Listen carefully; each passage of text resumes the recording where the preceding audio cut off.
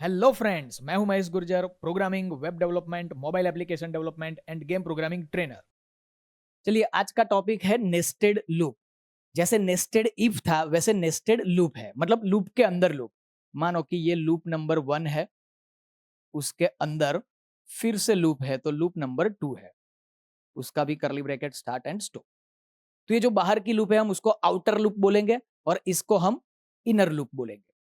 इसका logic set करने के लिए क्या समझना है, तो समझो कि आपको ये याद रखना है, जो आउटर लूप है, आउटर लूप के लिए आउटर लूप आउटर लूप से आपको जो इफेक्ट मिलेगा वो क्या मिलेगा? रो वाइज इफेक्ट मिलेगा। ठीक है। और ये जो इनर लूप है वो कॉलम वाइज इफेक्ट मिलेगा, ऐसा आपको याद रखना है।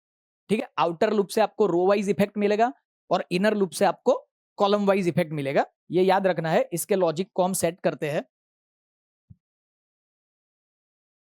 चलो, यहां से एक for i is equal to 1, i less than और equal to 5 and i plus plus, इसके अंदर एक और लूप यूज करते हैं, फोर।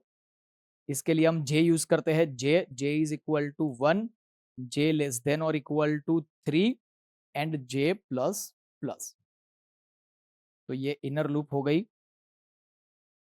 ठीक है। तो आई एंड जे, आई की लूप है ये, उसके अंदर फिर से एक जे की लूप है। इसका एग्जीक्यूशन सिस्टम समझ लो, जो एज इट इज है, जो हम सीखे हैं एज इट इज ही है। तो i is equal to 1, 1 less than और इक्वल टू 5, तो अंदर गया, अंदर जे का फोर लूप कंप्लीट होगा, उसके बाद यहां से यहां आएगा। ठीक है। तो जे की लूप कितनी बार रिपीट हो रही है? J is equal to 1, j less than और equal to 3, j plus plus, मतलब 3 टाइम्स।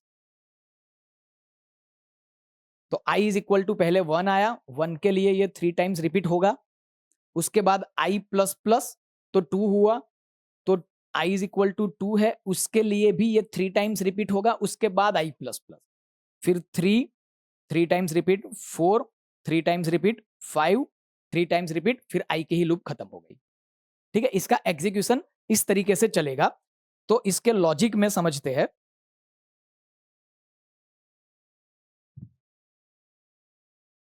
चलो, एक प्रोग्राम का आउटपुट हमें इस तरीके से चाहिए, 1 2 3 4 5, 1 2 3 4 5, 1 2 3 4 5।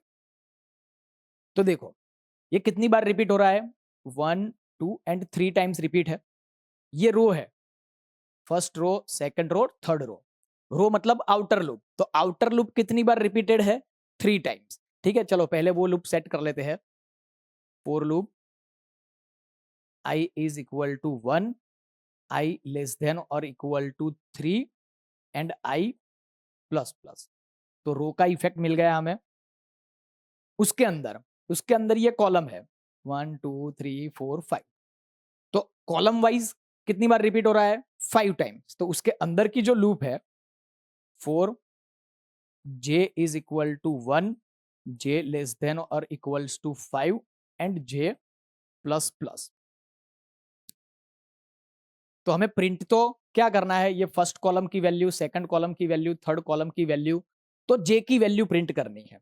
ठीक है। यहां पे हम क्या कर देते हैं, print F percentage D comma comma करके जे। ठीक है। चलो, तो इसका आउटपुट क्या आएगा? I is equal to 1, 1 less than और इक्वल टू 3, कंडीशन ट्रू, अंदर गया तो 5 टाइम्स रिपीट होगा। तो 5 टाइम्स ये जे की वैल्यू प्रिंट होगी, तो 1 2 3 4 5। ठीक है। न्यू लाइन कहीं पे भी नहीं है। उसके बाद आई इज इक्वल टू 2 हुआ, तो 2 के लिए फिर से ये 1 2 5 रिपीट होगा, तो यहां पे ही आउटपुट आएगा 1 2 3 4 5। Same way I is equal to 3 है, तो 3 के लिए भी फिर से यहीं पे आउटपुट आएगा 1 2 3 4 5। लेकिन ऐसा आउटपुट नहीं चाहिए, न्यू लाइन चाहिए। तो अगर हम यहां पे न्यू लाइन देते हैं परसेंटेज डी के बाद, तो क्या होगा? तो ऐसा होगा, 1, फिर न्यू लाइन में 2, न्यू लाइन में 3, न्यू लाइन में 4, न्यू लाइन में 5। सेम वे 1 2 3 4 5, 1 2 3 4 5। तो ये भी नहीं चाहिए। इसका मतलब क्या हुआ?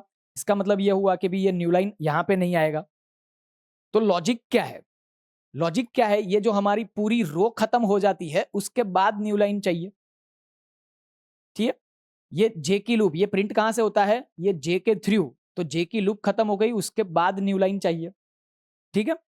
तो ये यहां से ये 1 to 5 प्रिंट हो गया, उसके बाद जे की लूप के बाहर हम यूज करेंगे प्रिंटफ बैकस्लैश एन। सिंपल। अब चेक करो, जे की लूप से पहले 1 2 3 4 5 प्रिंट हुआ, 1 2 3 4 5, जे की लूप खत्म हो गई, फिर न्यू लाइन, तो न्यू लाइन में यहाँ पे कर्सर आ गया। उसके बाद i इज इक्वल टू 2, 2 के लिए फिर से 5 टाइम्स रिपीट होगा, तो 1 2 3 4 5, फिर न्यू लाइन 3 के लिए फिर से 5 टाइम्स रिपीट होगा। सिंपल। तो रो एंड कॉलम वाइज आपको ये सोचना है कि ये 3 टाइम्स रिपीटेशन है रो एंड 5 टाइम्स रिपीटेशन है कॉलम, ठीक है। तो फर्स्ट लूप हमारी आएगी 3 times repetition and second loop आएगी 5 टाइम्स रिपीटेशन। सिंपल। चलो एक और सैंपल लेते हैं।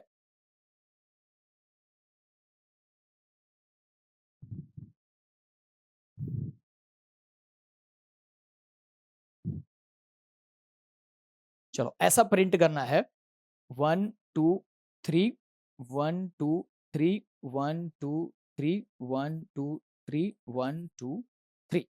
तो इसमें देखो रो कितनी बार रिपीट हो रही है, 1 2 3 4 5 टाइम, मतलब आउटर लूप आएगी 5 टाइम्स एंड इनर लूप आएगी 3 टाइम, ठीक है। चलो तो 4 i is equal to 1, i less than और equal to 5 and i plus plus. Inner loop 3 times repeated है, तो 4 j is equal to 1, j less than और equal to 3 and j plus plus. और j की value print करा देंगे, तो यहाँ पे प्रिंट f percentage d comma j, and j की लूप खत्म होने के बाद हम देंगे print f new line. Clear. तो फ्रेंड्स आइए ये नेस्टेड इफ के लॉजिक का प्रैक्टिकल करते हैं। File DOS shell mount D drive exit new nested loop has include stdio.h main function curly bracket start stop clear screen and get ch save d drive courses c plus plus को हटा देते हैं and loop number आया 40। चलो nested loop 2 loop लेनी है, तो integer i and j। सबसे पहले हमें क्या करना है, 5 रो, तो 5 रो के लिए i is equal to 1, i less than और equal to 5, i plus plus. उसके अंदर जाके 3 कॉलम, तो नेस्टेड लूप में 4 4 के अंदर j is equal to 1, j less than और इक्वल टू 2 नहीं 3 एंड j प्लस प्लस। अब यहाँ पे हम क्या करेंगे, प्रिंटफ परसेंटेज d कॉमा करके j। चलो इतना करते हैं, न्यू लाइन नहीं प्रोवाइड करते हैं, क्या होता है देखते हैं। कंट्रोल F9, तो देखो कंटिन्यूअस एक लाइन में आ गया। अगर हम यहाँ पे परसेंटेज डी के बाद न्यू लाइन प्रोवाइड करते हैं, तो जैसे ही एक डिजिट प्रिंट होगा उसके बाद तुरंत न्यू लाइन आ जाएगा, कंट्रोल F9।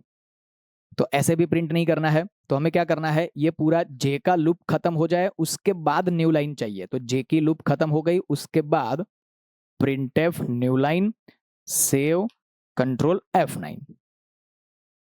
क्लियर। चलो एक और प्रोग्राम बनाते हैं।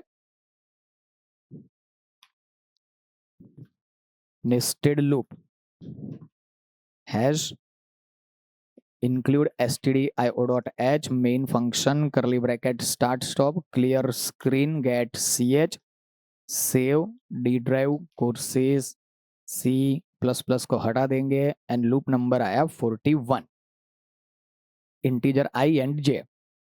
इसमें क्या करेंगे, 3 रो, तो 4 i is equal to 1, i less than और equal to 3, i plus plus and 5 column, तो नेस्टेड लूप के अंदर j is equal to 1, j less than और equal to 5, j plus plus and यहां से printf percentage d comma j and j की loop खत्म हो गई, उसके बाद new line save control F9। Simple.